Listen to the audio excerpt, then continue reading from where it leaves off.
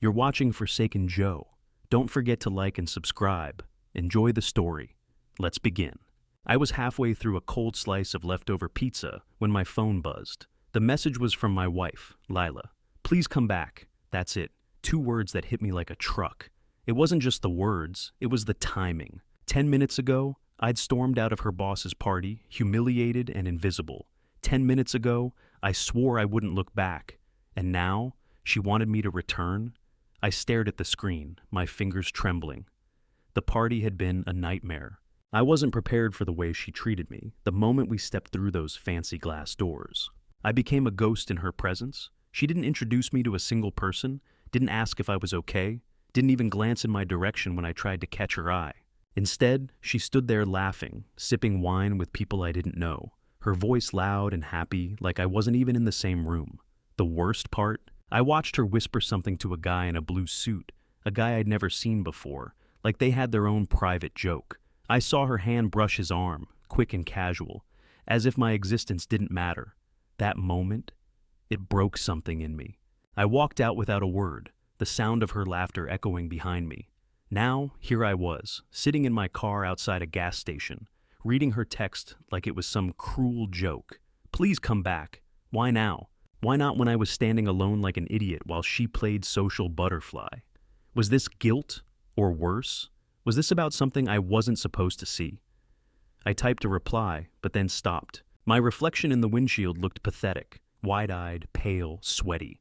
I hated that I looked like this, that I felt like this. I wasn't even angry anymore, just hollow. The phone buzzed again. Another message. We need to talk. Please, just come back inside. Something about the way she wrote, "We need to talk," made my stomach twist. It didn't sound like an apology. It sounded like a confession. I don't know what possessed me to turn the car around. Maybe it was curiosity. Maybe it was pride. Or maybe I just wanted answers I wasn't ready to face. The closer I got to the party, the more I felt like I was driving straight into a trap. My mind replayed every second of the last hour. The way Lila avoided my gaze, how she laughed at that guy's stupid jokes like she was 17 again, carefree and glowing. It wasn't just that she ignored me. It was how easy it seemed for her to do it. When I pulled back up to the house, the music was still thumping through the walls. For a moment, I sat there in silence, my hands gripping the steering wheel, trying to breathe through the storm building in my chest. I wanted to march in there and demand an explanation. I wanted to ask why my presence seemed to embarrass her, why I felt like the unwanted accessory of her night. But deep down, I was scared of what I'd find. As soon as I stepped inside, the heat and chatter swallowed me whole. I scanned the room, but she wasn't where I'd left her. People glanced at me, some with polite smiles, others with that vacant look that said they had no idea who I was. I walked toward the kitchen, past clusters of coworkers with their glasses raised, pretending like I belonged, like I wasn't the guy who had just bolted 20 minutes ago. And then I saw her. She was leaning against the counter, her phone still in her hand, looking pale and anxious. When our eyes met, she froze, as if she wasn't expecting me to actually return. "Ethan," she said softly, almost like my name was a secret she wasn't supposed to say out loud. "Why am I here, Lila?" My voice cracked, and I hated that it did. "You couldn't even look at me earlier. I don't even think you told anyone I was your husband. Do I embarrass you that much?" Her lips parted, but no words came out at first. She looked over her shoulder, like she wanted to make sure no one was listening. "Not here," she whispered, tugging at my sleeve. "Please, let's go outside. I can't. Just trust me, Ethan." Trust. That word stung. Trust was the one thing I was losing faster than I could hold on to it. Still, I followed her out into the chilly night air. My heart was pounding so hard, it felt like my ribs were shaking. She turned to me, her face pale under the porch light. "You don't understand," she said, her voice trembling. "If you leave like that again, they'll know something's wrong." "Who?" I demanded. "Your coworkers? Or that guy you were whispering with? You think I didn't see that?" She flinched, like I had just pulled the rug out from under her. And then, almost too quietly to hear, she said, "It's not what you think, but if I tell you the truth right now, you'll hate me." I stood there, stunned. The truth? Hate her? My stomach tightened as I realized this wasn't just about her ignoring me. There was something bigger, darker, something I wasn't ready to face. But I needed to hear it. The silence between us on that porch felt like it could split the earth open. Lila was staring at me with these wide, panicked eyes, like she was about to jump off a cliff and couldn't decide whether to take me with her. My breath hung in the cold air as I waited for her to speak, and every second felt heavier than the last. Finally, she said, "You weren't supposed to leave. I was trying to protect you." I actually laughed. I couldn't help it. Protect me? Lila, from what? From standing there like an idiot while you flirted with some guy in a blue suit?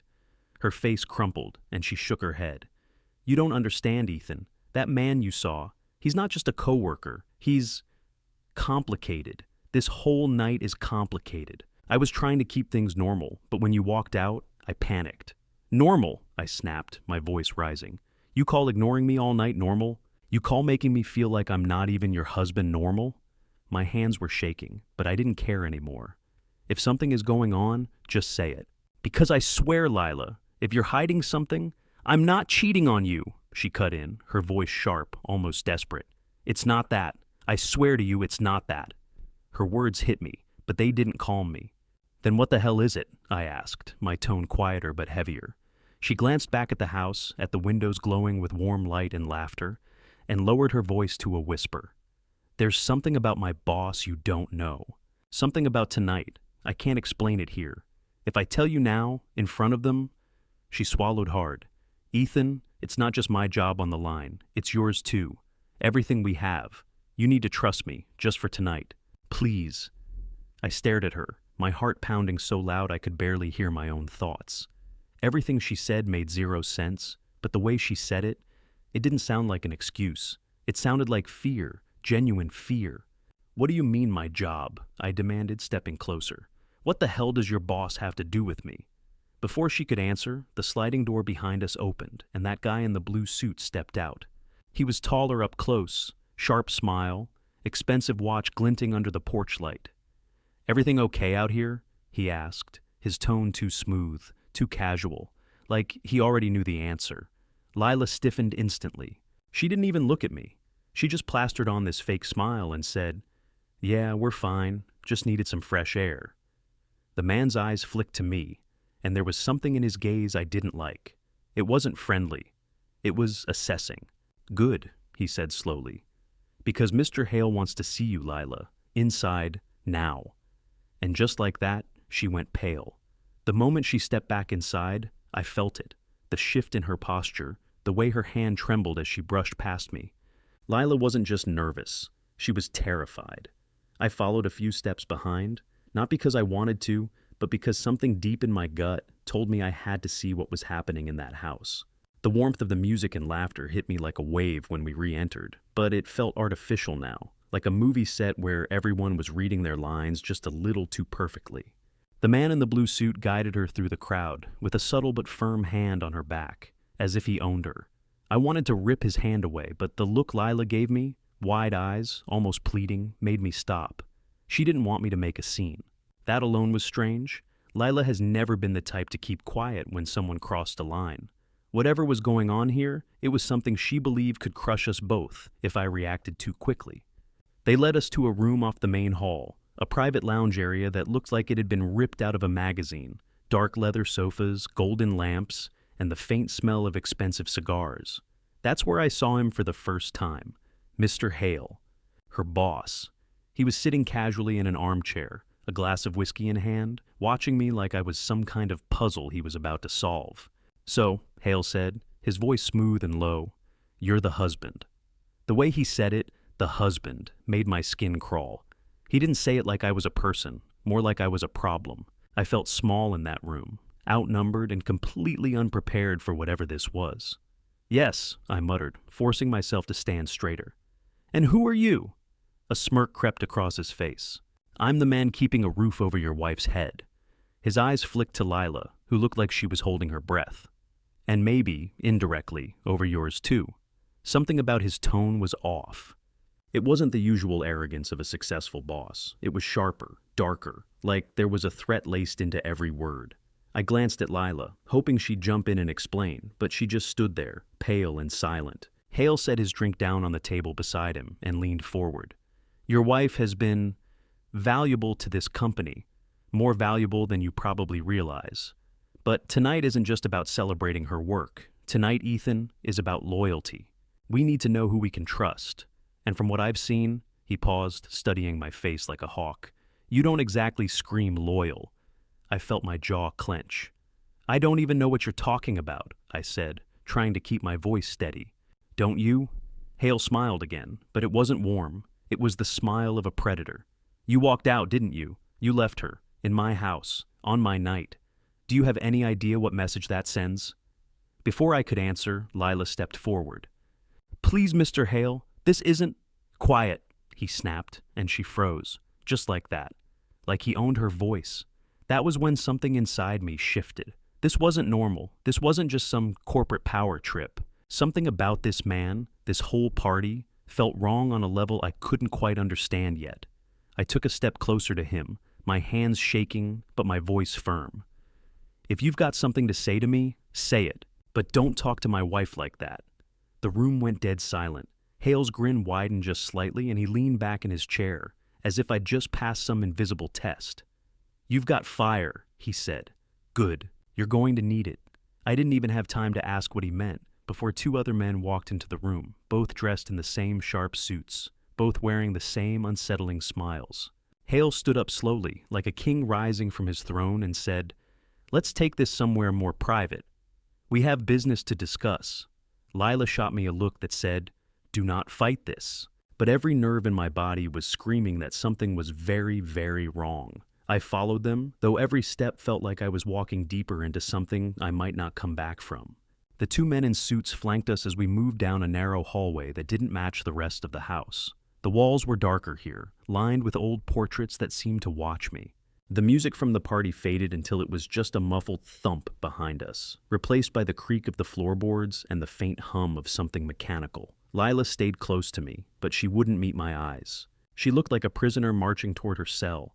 I wanted to grab her hand, but I felt like we weren't alone even when no one was speaking, like the air itself was listening.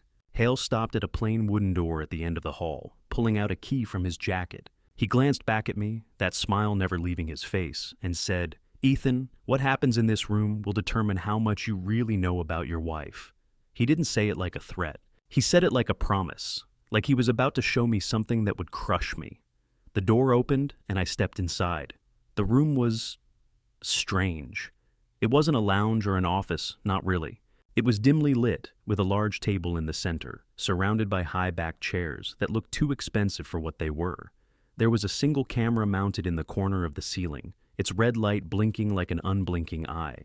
Papers were spread out across the table. Contracts, photographs, things I didn't recognize but felt instantly wrong. The air smelled faintly of leather, ink, and something metallic, almost like blood. Hale walked around the table and stood behind one of the chairs, resting his hands on the back of it as if it were his throne. The two men in suits stood by the door, blocking any chance of an exit. Sit, Hale said simply, gesturing to the chair across from him. I didn't move. What is this? I asked, my voice tighter than I wanted it to be. It's your reality, Hale replied, leaning forward slightly. You think you know Lila, but you don't. You think this marriage of yours is built on trust. But do you even know where she goes on the weekends when she says she's working late? Do you know what she's agreed to on your behalf? My chest tightened. I looked at Lila, but she kept her eyes on the floor, her face pale, her hands trembling. Lila, what is he talking about? I asked, my voice cracking. She hasn't told you, Hale continued, almost gleefully, because she knows you wouldn't be able to handle it. She's been trying to shield you. That's why she wanted you gone tonight. But now that you're here… He trailed off and picked up a folder from the table, sliding it toward me. You deserve to know who she really is. I didn't want to touch it, but my curiosity was burning me alive. I opened the folder, and the first thing I saw was a photograph of Lila, sitting in a car I didn't recognize, parked outside what looked like some rundown warehouse.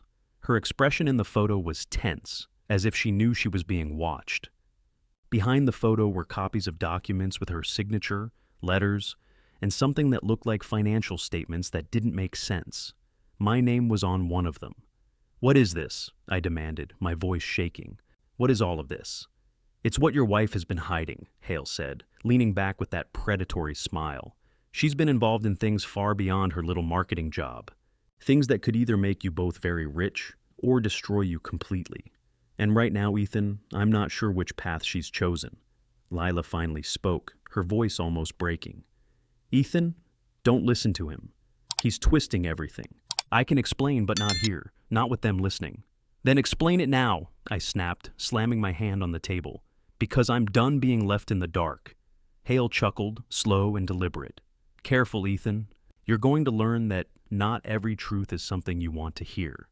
I sat there staring at Hale, trying to decide if he was bluffing or if I had just stumbled into something I couldn't begin to understand.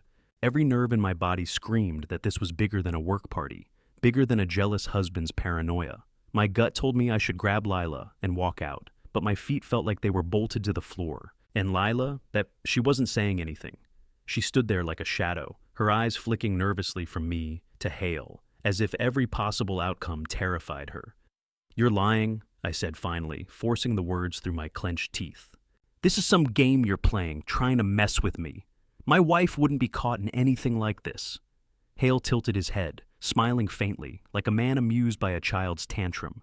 That's what makes all of this so much fun, he said softly. You think you know her? But you have no idea the kinds of secrets people can hide when they're desperate enough. Maybe she's been doing all of this for you. Maybe she's been doing it for herself. Does it really matter which one, if the result is the same? I turned to Lila. Tell me this is nonsense. Tell me he's lying. My voice cracked because I already knew something was wrong. Her silence was louder than any confession. Lila, please. She looked at me finally, and the look in her eyes told me more than her words ever could. It was guilt. Not the guilty look of someone who'd been caught texting an ex, but the guilt of someone who had been building a fragile wall of lies, hoping you'd never lean on it hard enough to see it collapse. She took a slow breath, her hands trembling, and whispered, I never wanted you to find out like this. I felt my stomach drop. Find out what? My voice was raw, angry, terrified. Hale chuckled darkly, as though this was all part of some performance. Why don't I give you both a moment? He said, stepping away from the table and pouring himself another drink, like this was all routine for him. The men at the door didn't move an inch. I realized they weren't just guards. They were there to make sure I stayed exactly where I was. Ethan, Lila said, moving closer, her voice breaking. I was going to tell you. I couldn't. Not when we've been struggling. Not when everything else in our lives has already felt like it's falling apart. What did you do? I demanded. What have you done that has anything to do with this guy? With me? Why are there photos of you at some warehouse? Why is my name on those papers? She winced as I spoke, every question slicing into her like a knife. It started small, she said finally, her voice shaking so hard I could barely hear her. Hale gave me opportunities, promotions, bonuses, things I didn't think I'd ever get. I thought I could handle it, but then he made me sign some agreements. I didn't even understand half of them. And then there was the money. What money? I interrupted, my pulse spiking. Hale cut in smoothly, his tone like oil on water. Ah, yes, the money. Ethan, do you have any idea how far into this you both are? She's been funneling money through accounts in both your names. She thought she could pay it all back before you noticed, but, well, life has a way of catching up to us, doesn't it? I froze. My name? My accounts? I turned back to Lila, hoping he was bluffing. Tell me he's lying, I said again, but my voice was weaker now. She didn't answer. She just stared at me with tears building in her eyes. And that silence was worse than anything she could have said. Something inside me cracked right then. It wasn't anger, not yet. It was the cold realization that I didn't know the person I had married. Or maybe I did know her, but I had been too blind, too trusting, to see the parts of her she tried to keep hidden. My mind spiraled, questions piling up faster than I could even think them. Was this what she did on all those late nights she claimed she was working? How long had she been lying to me? You dragged me to this party knowing this was hanging over our heads, I said, my voice louder than I intended. You let me stand there looking like a fool while you, played games with these people? It wasn't supposed to be like this, she whispered. I thought I could fix it before you ever knew. I looked around the room, at Hale smirking with his drink, at the guards standing like statues, and I felt a wave of nausea. I wasn't just angry anymore. I was scared. Not just for our marriage, but for what this man could do to us if we didn't play along with whatever twisted game he was running. I felt like I was standing on a stage with no script, surrounded by people who knew every line except me. The walls of that room seemed to close in with every second of silence. Hale leaned back in his chair, crossing one leg over the other, like he was settling in to watch a performance he'd seen 1,000 times. He didn't rush me, didn't pressure me. He just waited. And somehow, that was worse. It was as if he already knew what my reaction would be before I even had it. "Here's the thing, Ethan," he finally said, his voice calm but laced with something sharp. "You're already in this, whether you like it or not. Your name is on the documents. Your accounts have already seen the transfers. The people who matter, they don't care if you were in on it or not. They just care that it happened. And when they come knocking, they won't be asking me for answers. They'll be asking you." I wanted to yell at him, tell him I didn't know anything about this, but the words stuck in my throat. Part of me wanted to turn to Lila, shake the truth out of her, but she stood frozen like she was expecting me to explode. I could barely process any of it. Money transfers, warehouses, deals I had never heard of, and now I was supposed to believe my wife had signed my name to God knows what. "You're lying," I said again, though my voice didn't sound convincing even to me. "This is some kind of intimidation tactic. Lila, tell me this is all fake." Lila's lips parted, but no sound came out. I saw the tears finally spill down her cheeks, and the sight of it made my chest tighten. She wasn't defending herself. She wasn't even trying to fight back. It was like she had already accepted that I would hate her for this, that nothing she could say would fix it. "Do you really want to know what she was doing last Thursday night when she said she was pulling an all-nighter at the office?" Hale asked suddenly, and the casual tone in his voice made me want to throw something at him. "Do you want to know why that warehouse matters? Why your name is in a ledger with more zeros than your bank account could ever hold?" I snapped. "Just say it. Stop talking in circles and just tell me what the hell you've dragged us into." Hale smiled, a slow, cruel smile, like I'd just said exactly what he wanted. "Fine," he said, standing up and sliding one of the papers closer to me. "You and your wife are listed as joint investors in a shipment that arrived last week, a shipment that, unfortunately for both of you, is missing. Someone took it, and the people I work with don't like it when things go missing." I blinked, trying to make sense of his words. "A shipment of what?" He chuckled. "That's the beauty of it. You don't even know. You're already tied to something, and you have no clue what it is. Do you think the people coming for this are going to care whether you were involved or not?" I looked at Lila, horrified. "Is this true?" She nodded slightly, and that tiny gesture hit me like a train. "I thought I could handle it, Ethan," she whispered, her voice breaking. "I thought I could make it all disappear before it touched you. But Hale, he has too much control. He owns everything. My job, our accounts, even our house." "No," I said, shaking my head. "No, this can't be real. We don't live in that kind of world, Lila. We're not these people." But Hale leaned closer, his grin widening like he was enjoying my denial. "You are now," he said softly. "Unless you want to lose everything, you're going to do exactly what I tell you next." The way he said it made my skin crawl. It wasn't a threat, it was a certainty. I looked at the men by the door, both standing like stone, and realized for the first time that we might not even be able to leave this house unless Hale allowed it. My pulse thundered in my ears. I wanted to grab Lila and run, but where would we even go? What would we run from? Then Hale's expression hardened. "Ethan, you're going to help clean this up. I've decided you're going to be useful." He paused, letting the silence hang heavy. "And if you're not, well, let's just say I have 100 ways of making you wish you were." My stomach dropped. For the first time that night, I realized that I wasn't just angry at Lila anymore. I was terrified. Terrified of Hale. Terrified of what my wife had gotten us into. Terrified of what might happen if I didn't play along.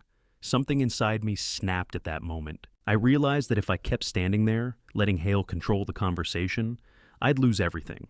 My wife, my life, and whatever scraps of dignity I had left. I looked at Lila, who was trembling, barely holding herself together, and I knew I had to stop this spiral. Whatever she had done, however much she had lied, she wasn't a bad person. She was scared. We both were. And fear was exactly what Hale wanted to feed on. I stood up slowly, my chair scraping against the floor. "No," I said, my voice firm, surprising even myself. "We're not doing this. Not your way." Hale raised an eyebrow, his smirk widening like he thought I was bluffing. "Oh, really? And what's your plan, Ethan? Walk out that door. Those men won't let you. You'll be ruined before you even take your next breath.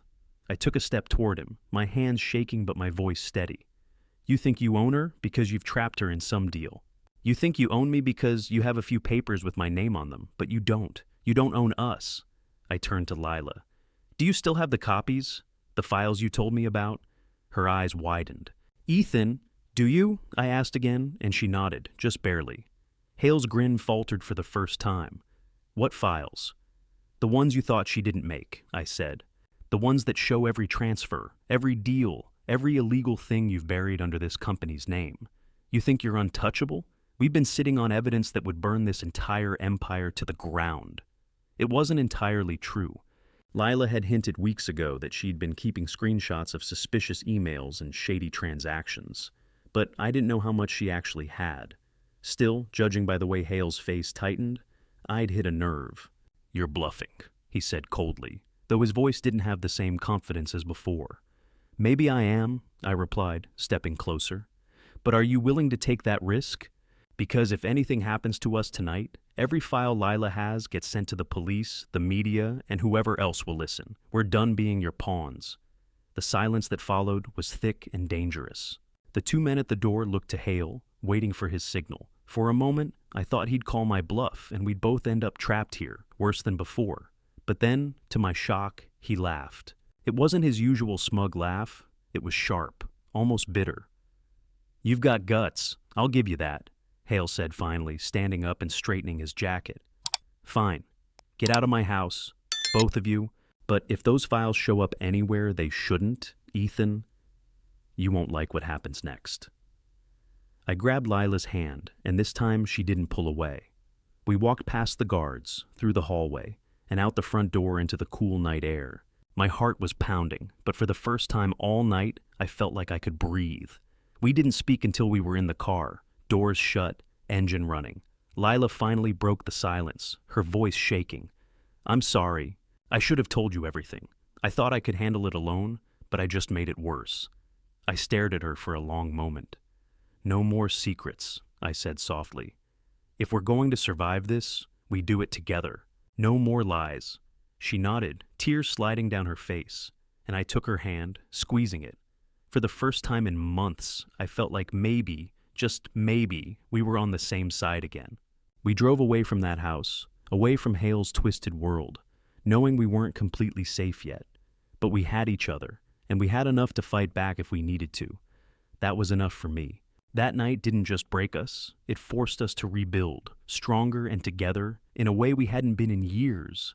And for the first time in a long time, I believed we could win.